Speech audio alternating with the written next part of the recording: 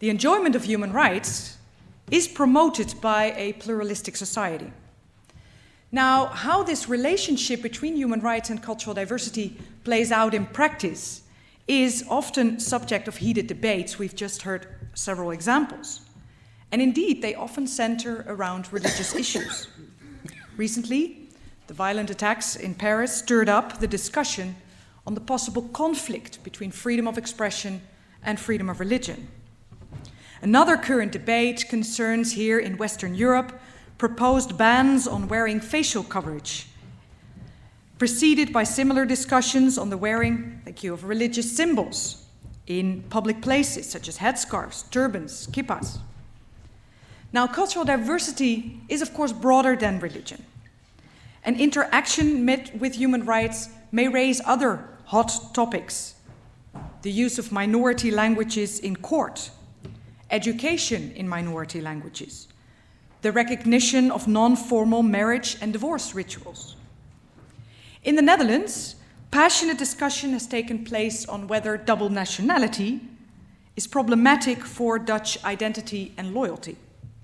And of course, on whether the celebration of Sinterklaas should be acknowledged as intangible cultural heritage or dismissed as a racist festivity.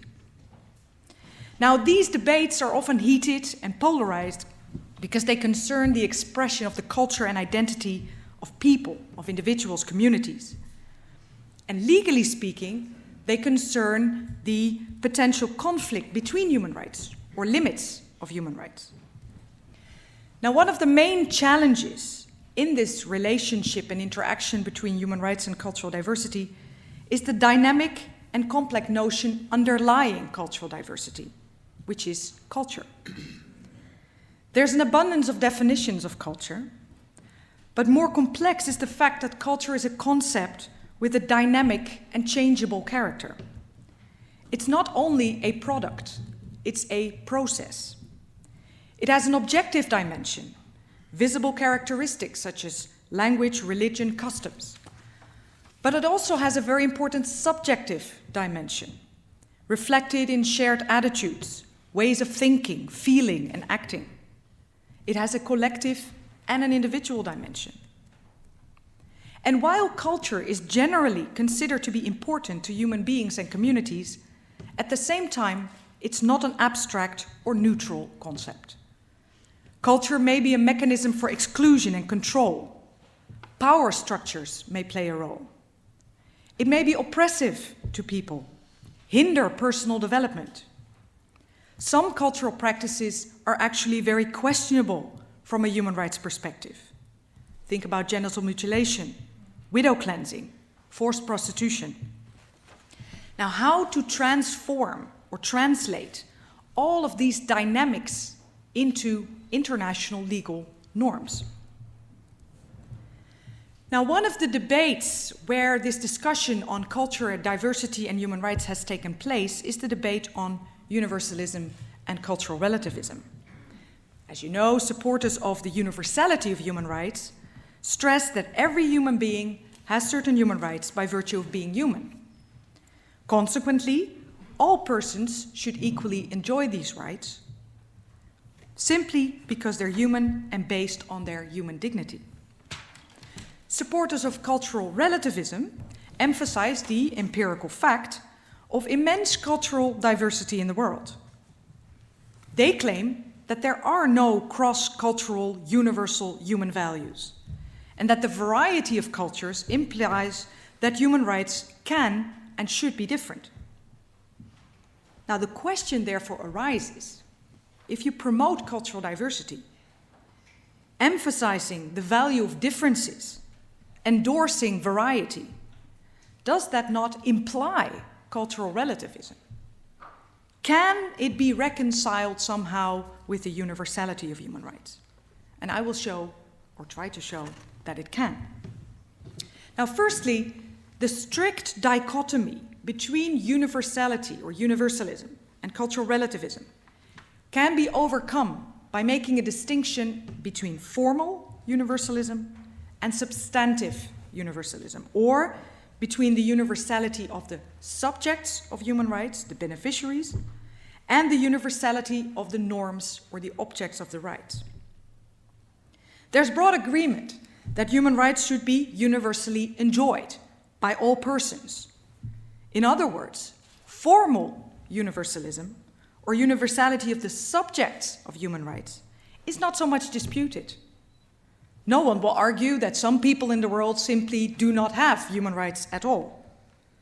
And international human rights law endorses this view. We have the Universal Declaration, which not only has universality in its title, but it also speaks of everyone, all persons that enjoy the rights. International human rights treaties do the same. However, the universal value and application of human rights does not necessarily imply the uniform implementation of these rights. This can be called relative universality, inclusive universality. The message is the same. While human rights apply universally to everyone, the implementation of these rights does not have to be uniform and leaves considerable space for cultural diversity. International human rights law provides several ways of endorsing cultural diversity. For instance, it's now broadly recognized that respect for cultural differences can be fully in line with the principle of equality. Having equal rights is not the same as being treated equally. Equality and non-discrimination not only imply that equal situations should be treated equally, but also that unequal situations should be treated unequally. So not all differences in treatment constitute discrimination, as long as the criteria for differentiation are reasonable and objective and serve a legitimate aim. Difference in treatment may also involve positive action to remedy historical injustices or to protect and promote diversity.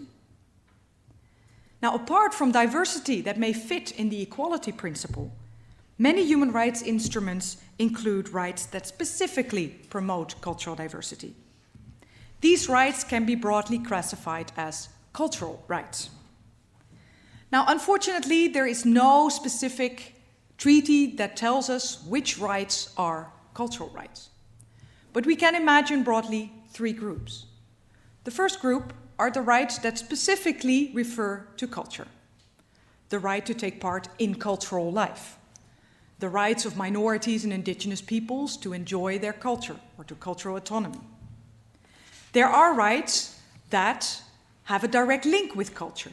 Freedom of expression, freedom of religion, freedom of assembly. But many other human rights that at first sight may not have such a direct dimension do have it, in fact. The right to health has very important cultural connotations. The right to respect for private life and home includes the way you live, and for instance, living in a caravan for Roma or Gypsies. But even a very classic human right, such as the right to fair trial, implies that you are entitled to an interpreter if you cannot understand the language of the court. In other words, there is room for variety.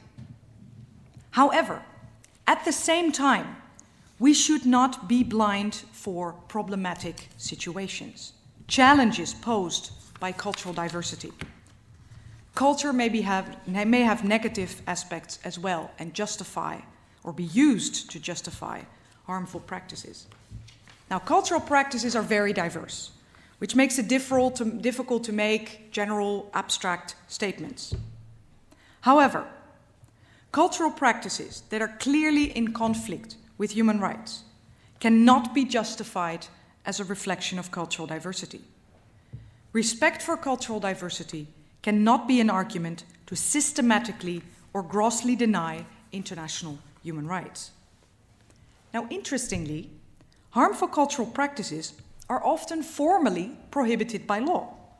Even so, they are practiced. And this shows that law, international law, cannot solve all issues and cannot by itself change such practices.